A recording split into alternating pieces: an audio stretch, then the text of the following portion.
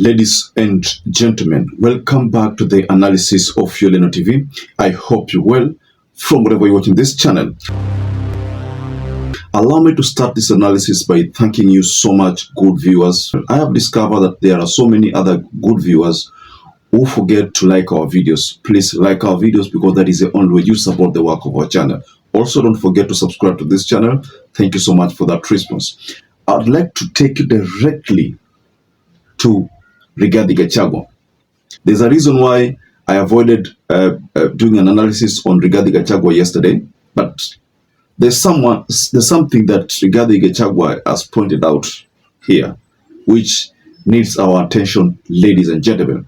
But first, I will take you through a tweet from Kenyans.co.ke, and it says they have shared a small photo of Rigathi Gachagua with a message captioned, but this is what Kenyans.co.ke say. The president is never questioned. All the ministers you see are flaggers. They do not have a say. That is what Rigathi Gachagua said. And in the picture that has been shared, there is a message from Rigathi Gachagua that has been captioned here, and it says, all government projects are planned by President Ruto and his team of economic advisors. It is a one-man show. The president is never questioned. All the ministers you see are flaggers. They do not have a say. The shuffling of the cabinet was a waste of time. That's the end of that statement, ladies and gentlemen. You know, Rigathi talks about a waste of time. The shuffling of the cabinet was a waste of time. Rigathi also tells us that the government is run by one person. It's like a one-man show, meaning Ruto is the person who calls all the shots. Now let's move into that aspect of Ruto being the person who calls off all the shots. Of course, we know Ruto is the president of the Republic of Kenya and he is the head of the government. But let's look at this statement from Rigathi Gachagua from the other side of the coin. When Gen Zs were protesting, Ruto was forced to dissolve his cabinet. And he talked about some incompetency, other members of that cabinet being incompetent. So there were people who were dropped from that cabinet list. In fact, all of them were dropped. And then reappointments were made, you know. Nominations were made, fresh nominations. But there are some people who found themselves back. Kipchumba Murkomen, one of them, you know. So Gachagua is telling us something that is crucial to note. A one-man show.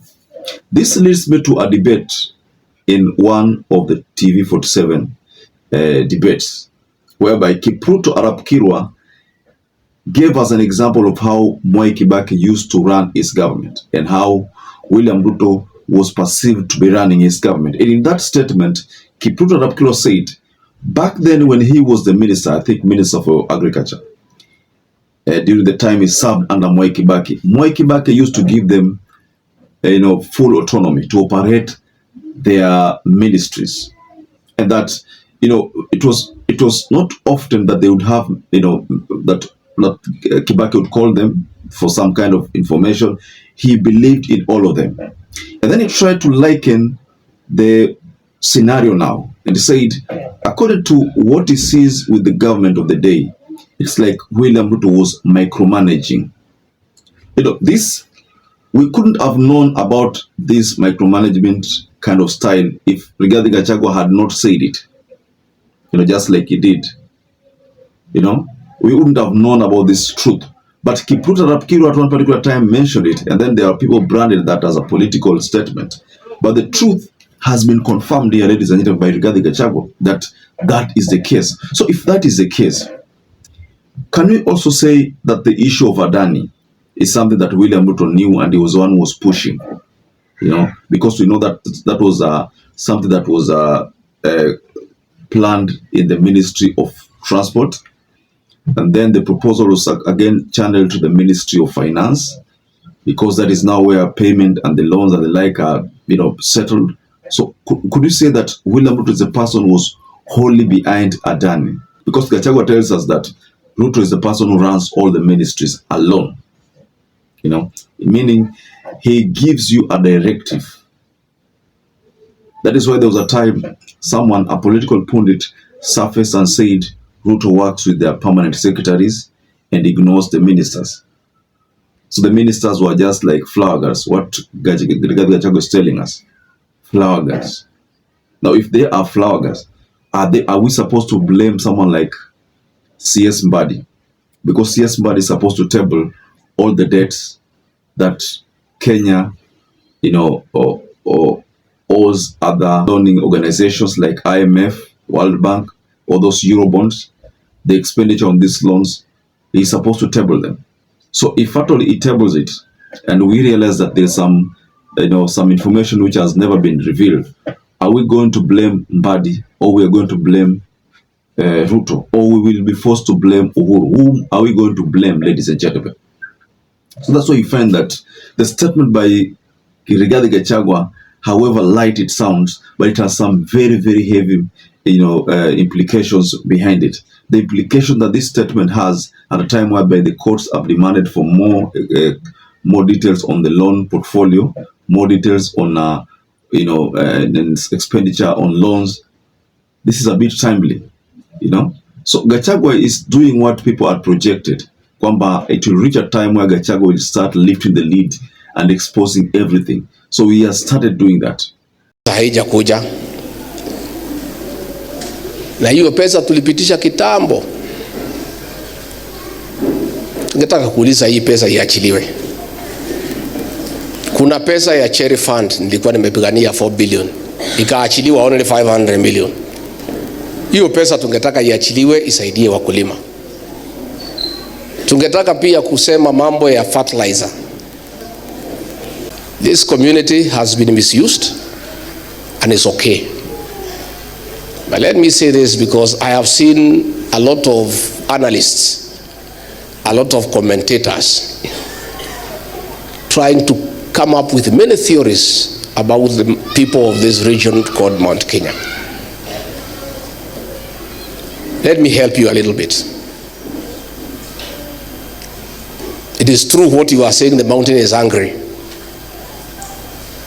It is not just angry, it is very angry. Why the mountain is very angry is because of betrayal. The mountain has not only been betrayed, but humiliated and ashamed. For your analysis, let me educate you a little bit, because most of you do not know us well. Even those who are betrayed and humiliated the community do not know us well. They are just beneficiaries of our kindness, but they don't know us. In this region, we hate betrayal. We hate betrayal. This is the first step of him exposing William Ruto by saying that the government is run by one person. There is nothing like collaboration, nothing like democracy in how deliveries are done. It is him and him alone, all the ministries. So what Gachagua is saying that should the government fail, the only person who is supposed to be blamed is the president, not the ministers. Don't blame Joe, don't blame Mbadi, don't blame Wandai, don't blame Oparanya, do not blame Alice Wahome, all those other cabinet secretaries. Blame William Ruto. So this is a bit tactical and strategical in a way, because Rigathi has now exposed William Ruto further so that people can continue blaming him. He has exposed him by saying that he's the person who runs everything. So people will continue blaming William Ruto over these messes. So, ladies and gentlemen, I want you to go below in the comment section and offer a reaction regarding the statement that came from Rigathi Gachagua. Did you agree with Rigathi Gachagua? We also know that Rigathi Gachagua blamed Kanja, the Inspector General Kanja, over what befell him during the Lumuru burial ceremony. And you all know what happened. And Rigathi Gachagua was attacked by goons. So Rigathi has also apportioned the blames to William Ruto's government and said that Kanja is failing Kenyans by not, pinning down these people who are very visible during the mayhem that happened. That he should have, handled this matter, professionally. So these are some of the things which are coming out from Rigathi Gachagua. So just go below in the comment section and can offer a reaction. So perhaps if you're watching this video and you've not subscribed, take 1 second and subscribe, like this video. Until we catch up again, stay safe and stay blessed.